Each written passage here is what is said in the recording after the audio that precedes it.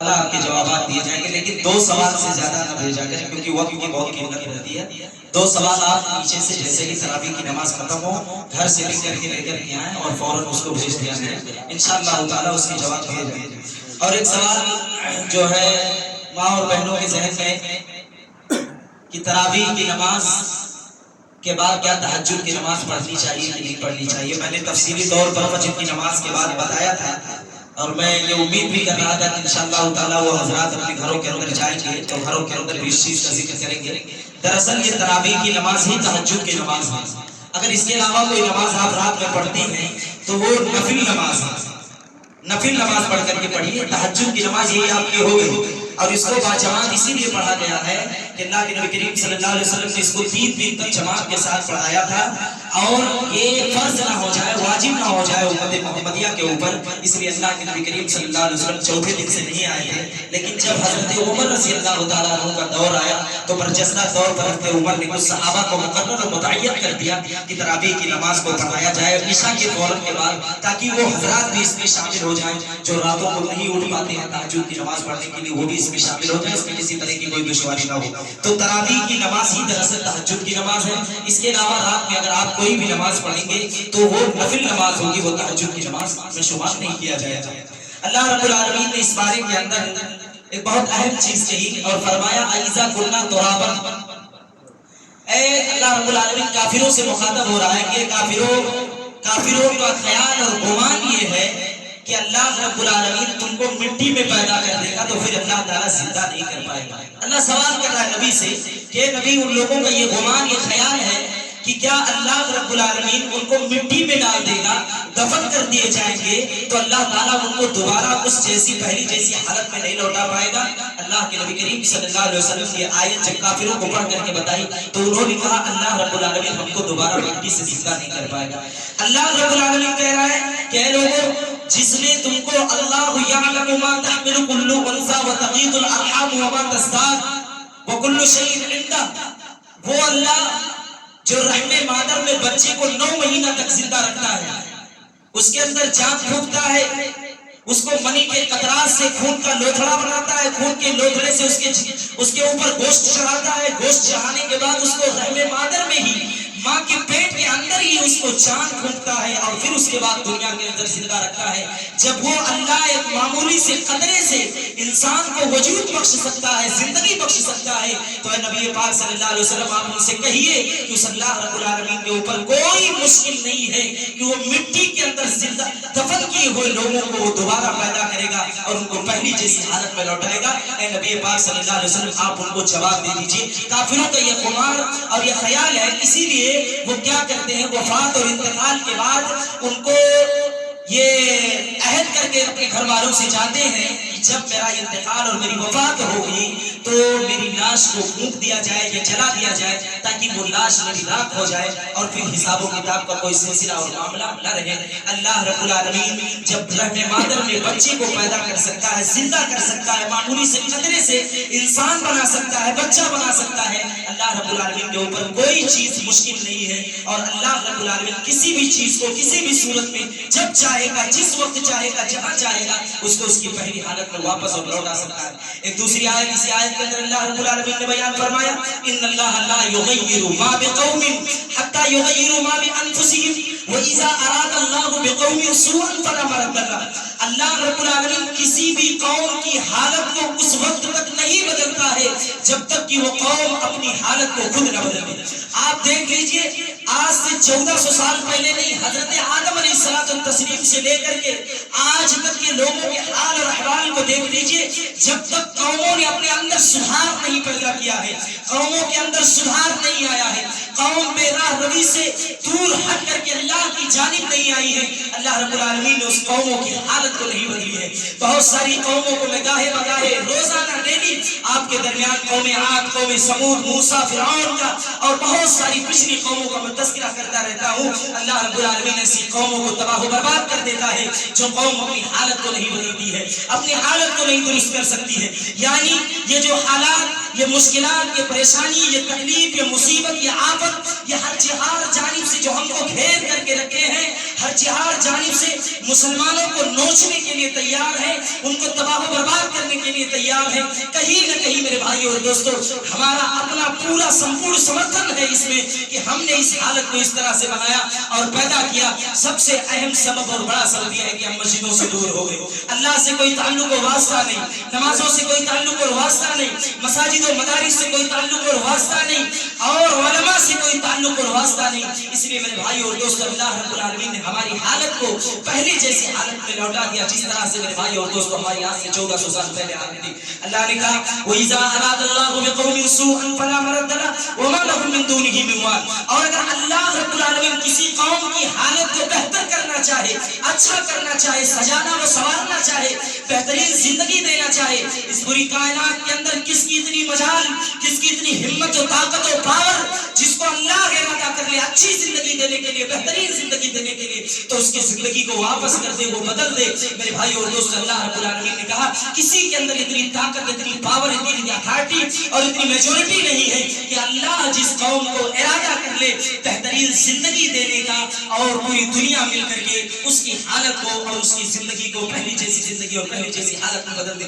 میرے بھائی اور دوستو یہ زندگی اللہ رب العالمین کی بہت بڑی نعمت ہے۔ اس نعمت کی اگر ہم نے قدر نہ کی، اس کی اہمیت کو نہیں سمجھا، اس کی اہمیت کو جانا نہیں، پرکھا نہیں، پہچانا نہیں، یاد رکھ لیجئے سوائے رسوائی کے، سوائے ذلت کے اور ہمارے پاس کوئی چیز ہاتھ میں آنے والا نہیں ہے۔ آپ کے سامنے سارے نقشے موجود ہیں، سارے معاملات اور سارے حوالات آپ کی زندگی کے سامنے موجود ہیں۔ قبر کا معاملہ آپ کے پاس موجود ہے، آج آپ کے گاؤں میں ایک میت ہوئی، وہ بھی چیز آپ کے سامنے موجود ہے کہ ایک نہ ایک دن سب کو اس دنیا سے رخصت ہونا ہے، کوچ کر کے اللہ رب العالمین کے حضور جانا ہے۔ آپ کبھی تنہائی کے عالم میں بیٹھیے، کمرے کی لائٹ بند کیجئے اور کمرے کی لائٹ کو بند کر کے تنہائی کے عالم میں رہیے، پھر سوچئے کہ ایک دن ایسا آئے گا کہ یہ پوری دنیا، پورا سماج اور معاشرہ مل کر کے اپنے ان کندھوں سے لے جا کر کے مجھے بھی قبر کی تاریکی اور اندھیری میں لے جا کر کے مجھے لٹا کر کے چلا آئے گا۔ تصور کیجئے، سوچئے وہاں نہ باپ کسی کے کام آئے گا، نہ بیٹا کام آئے گا، نہ مال و دولت کام آئے گی، نہ پراپرٹی کام آئے گی،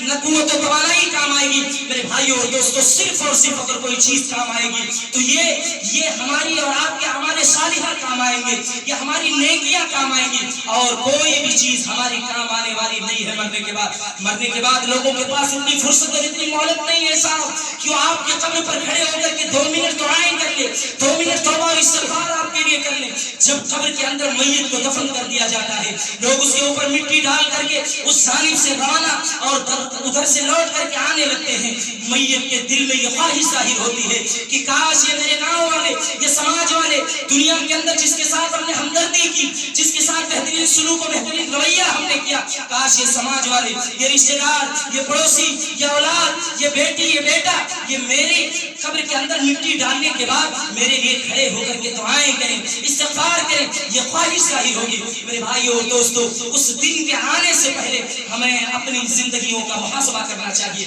اپنی زندگیوں کا محاسبہ کرنا چاہیے، اپنی زندگی کو اللہ کے نبی کریم صلی اللہ علیہ وسلم کے بتائے ہوئے طریقے کے مطابق گزارنی چاہیے۔ بہت خطرناک مراحل ہیں اس دنیا کی زندگی سے گزرنے والے، وہ قبر کے خطرناک اور سنگین اور زبردست مراحل۔ 3 سوالات ہوں گے اور 3 سوال کے بعد کوئی سوال نہیں پوچھا جائے گا کہ دنیا کے اندر تمہارے پاس مال و دولت کتنی تھی، پراپرٹی کتنی تھی، کس وکیل سے تمہارا پہچان تھا، کس جج اور کورٹ اور عدالت کو تم اپنی جیب میں لے کر کے چلتے تھے، کوئی سوال نہیں ہوگا۔ 3 سوال ہوگا، من رب کا، تمہارا رب کون ہے، ما دین کا، تیرا دین کیا ہے، من نبی کا، تیرا نبی کون تھا دنیا کے اندر۔ 3 سوالات ہوئے، جواب دیے تو ٹھیک، نہیں دیے تو جہنم سے ایک کھڑکی کھول کر کے اللہ رب العالمین اسی طرح سے ہم کو لٹا کر کے چلا جائے گا۔ میرے بھائیو اور دوستو وہ مراحل بڑا خطرناک ہونے والا ہے، بڑا زبردست ہونے والا ہے، بڑا پرکیف ہونے والا ہے۔ اس لیے سوائے افسوس اور ندامت اور پچھتاوے سے پہلے یہ زندگی جو اللہ نے دے رکھی ہے، کم سے کم ایک نسخہ اپنائیے اپنی زندگی کا، نمازوں سے اپنے تعلق کو قائم و دائم رکھیے، نماز سے اپنے رشتے کو مضبوط کر لیجئے، انشاءاللہ تعالی سارے معاملات حل ہو جائیں گے۔ آپ صرف مسجد کے اندر آئیے اور نماز پڑھنے کی 5 وقتہ کوشش کیجئے، مسجدوں کو آباد کرنے کی کوشش کیجئے۔ یہ میں آپ کو گارنٹی دے رہا ہوں، دعوے کے ساتھ میں کہہ رہا ہوں، بہت ساری برائیاں، خرافات، بدعت کے کام عوامر و نواہی کے کام جو ہے بہت سارے ایسے معاملات ہماری زندگیوں سے آٹومیٹک ختم ہو جائیں گے صرف نماز پڑھنے کی وجہ سے. آپ مسجد کے اندر نماز پڑھنے کے لیے تو آئیے, پنج وقتہ نمازوں کی حفاظت کر کے تو دیکھیے انشاءاللہ تعالیٰ اس میں رب کی رضا اور رب کی مشیت شامل ہے. بہت سارے ایسے گناہ اور نافرمانی, وہ بد اخلاقی, وہ بد کرداری کے کام ہماری زندگیوں سے ایسے ہی ختم ہو جائیں گے صرف نماز پڑھنے کی وجہ سے. اس لیے میرے بھائیو اور دوستو, اپنی زندگی کی قدر کرنا سیکھیے, اپنی زندگی کی اہمیت کیجیے. بغیر اس زندگی کے سوال کے کوئی بھی آدمی اللہ رب العالمین کے بارگاہ سے بھولنے والا نہیں ہے. اللہ تعالیٰ 5 چیزوں کے بارے میں سوال کرے گا. جوانی کے بارے میں پوچھے گا, اے جوانوں بتاؤ تم نے اپنی زندگی کہاں گزاری, کہاں بتا دیا تم نے اپنی زندگی کو, چوراہوں پر, ہوٹل پر لبسراتی کرتے ہوئے یا اللہ کی عبادت میں, اللہ کی رضا میں صدقہ و خیرات کرتے ہوئے کہاں گزارا. بزرگوں سے سوال کیا جائے گا ان کی پوری زندگی کے بارے میں, بچوں سے سوال کیا جائے گا, ماں اور بہنوں سے سوال کیا جائے گا, عبد الکریم سے بھی سوال کیا جائے گا, سب سے پوچھا جائے گا. کوئی مخفی و پوشیدہ نہیں ہونے والا ہے. سارے لوگوں کو یہ سوال کا جواب دینا پڑے گا. جوانی کہاں بتا دیا, زندگی کو کہاں خرچ کر کے تو آیا ہے. 60 سال دیا تھا آپ نے, بہت لمبی زندگی تھی. اس زندگی میں تو نے میرے لیے کتنا عمل کیا, میرے لیے کون سا کام کیا, نمازوں کو کتنا پڑھا, اچھے کام کو کتنا کیا, اپنی قوت و توانائی سے کتنے شرک کے اڈوں کو بجھایا, قلم کی طاقت سے کتنے شرک کے پجاریوں کو, شرک کے مجاوروں کو روکا, اپنی مالداری سے, اپنی قوت و توانائی سے لوگوں کو دین کی طرف کتنا بلایا. ہر ایک سے سوال کیا جائے گا, پوچھا جائے گا. بغیر ان سوالات کے کوئی رب کی بارگاہ سے ہلنے والا نہیں ہے. بغیر اللہ رب العالمین کے 5 سوالوں کے بغیر جواب دیے بغیر کسی کو ہلنے نہیں دے گا. اس لیے میرے بھائیوں اور دوستوں, میری ماں اور بہنوں, اپنی زندگی کی قدر کرنا سیکھیں. رمضان ہو یا غیر رمضان ہو, زندگی کا ایک قانون بنائیے, دستور بنائیے. کوئی بھی کام کیجیے دنیا کا, کہیں بھی جائیے کمائیے, کوئی بھی بہترین اچھا کام کیجیے, لیکن تعلق, رشتہ اللہ سے ہو, مسجد سے ہو. وقت ہو, سارے کام کلوز بند, مسجد میں آ کر کے نماز پڑھیے. 10 منٹ کا وقت لگتا ہے نماز پڑھ کر کے, آپ جائیے نا پوری عصر سے کے بعد سے لے کر کے مغرب تک کام کیجیے, کمائیے اور اچھی زندگی گزاریے. اللہ اس میں برکت بھی دے گا. میرے بھائیوں اور دوستوں, اپنی زندگی کی قدر کیجیے, اپنی زندگی کی اہمیت کو سمجھنے کی کوشش کیجیے. یہ زندگی بڑا انمول ہیرا ہے, ایک بار چلا گیا واپس آ گیا. اگرچہ دنیا کے کتنے بڑے مالدار ہیں, آپ کے بغیر دنیا کا نظام نہیں چلتا ہے, سسٹم نہیں چلتا, گھر نہیں چلتا, سوسائٹی نہیں چلتا, سماج نہیں چلتا. وقت آ گیا, اللہ یہ نہیں دیکھے گا کہ آپ کے بغیر نظام چل رہا ہے کہ نہیں چل رہا ہے. فرشتے آئیں گے اور آپ کی روح کو قبض کر کے لے کر کے چلے جائیں گے. اس لیے میرے بھائیوں, زندگی کی قدر کرنا سیکھیے. اللہ رب العالمین سے دعا ہے, الہ العالمین جتنی بھی باتیں قرآن اور حدیث کے حوالے سے کہی گئی ہیں, ہم تمام لوگوں کو اس پر عمل کرنے کی توفیق عطا فرما. اللہ رب العالمین سے دعا ہے, الہ العالمین تو ہماری نمازوں کو قبول فرما. اللہ تعالیٰ سے دعا, اللہ ہماری صدقہ و خیرات کو قبول فرما. اللہ سے دعا ہے, اللہ رب العالمین ہمارے قرآن حکیم کی تلاوت کو قبول فرما. اللہ رب العالمین سے دعا ہے, مولا جو بیمار ہیں ان کی بیماری کو دور کر دے, جو قرضدار ہیں ان کے قرض کو دور کر دے, جو مصیبت زدہ ہیں ان کی مصیبتوں کو دور کر دے, جو پریشان ہیں ان کی پریشانی کو دور کر دے, جو قرض کے بوجھ کے تلے دبے ہوئے ہیں, مولا کریم تو ان کے قرض کے بوجھ کو ہلکا کر دے, ختم کر دے. مولا کریم جو اس دنیا سے مسلمان بھائی رخصت ہو گئے, چلے گئے, اللہ رب العالمین تو ان کی قبروں کو نور سے بھر دے, ان کو کروٹ کروٹ جنت الفردوس نصیب فرما. جو میرے بھائی دنیا کے اندر زندہ ہیں, ایمان کے ساتھ زندہ رکھ, خاتمہ بالخیر ہو تو ایمان پر ہو, آمین. اقول قولی ھذا استغفر اللہ لی ولکم ولسائر المؤمنین فاستغفروہ انہ هو الغفور الرحیم. السلام علیکم ورحمۃ اللہ وبرکاتہ.